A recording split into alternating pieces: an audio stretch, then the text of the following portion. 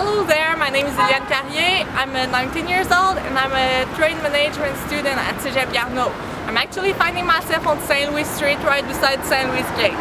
Behind me you can stare at those two monuments representing England's Prime Minister Winston Churchill and the American President Franklin Delano Roosevelt. As a matter of fact, those two political men found themselves here in Quebec City to attend conferences on strategic reunions for the World War II in 1943 and 1944.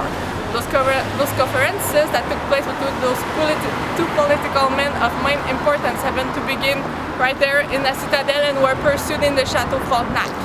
They were meant to planify the future of the war. Canada's Prime Minister of the time, William Lyon Mackenzie King, said himself, "It will be looked upon in years to come as one of the great events in our national history."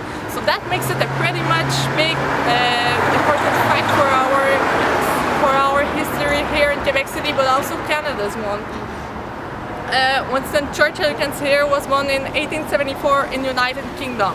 He was England's Prime Minister from 1940 to 1945, right during the World War II. Mr. Churchill was named the Master of War Strategy in UK.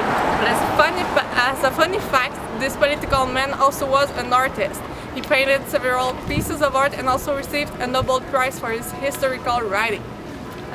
Also, most sources says that Churchill wasn't good at school at all and he was badly treated by his teachers because of his inability to perform. Finally, he ended up to be one of the most iconic politicians of all time. Franklin Delano Roosevelt, 32nd President of the United States of America, was born in 1884 in New York State. He was figured to be one of the most important presidents of all time, accomplishing 4 contracts in a row. Mr. Roosevelt also played a role of main importance during the World War II.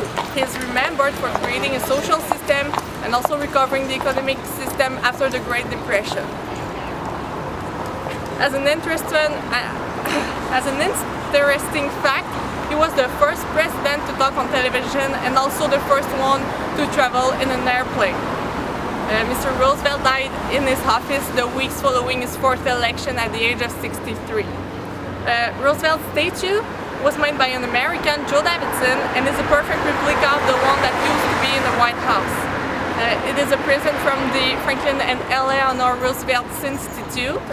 And for Churchill's boss, the creator was an English sculptor named Oscar Neman, and it was offered to Quebec from the Rolls-Royce Society. It is also a perfect copy of the one exposed at the Imperial War Museum in London. So the reason I believe you should come here to visit that place is that the two men that used to stand right here are very men that influence the whole history and of the whole time. You can remember here today around the whole world, and that their venue here to Quebec marked a very important fact for Quebec City's history. So I think you could compare that to the venue like the President Barack Obama that would come here to attend a conference on the war. I think it would be pretty amazing. So that's why you should find yourself here. Thank you.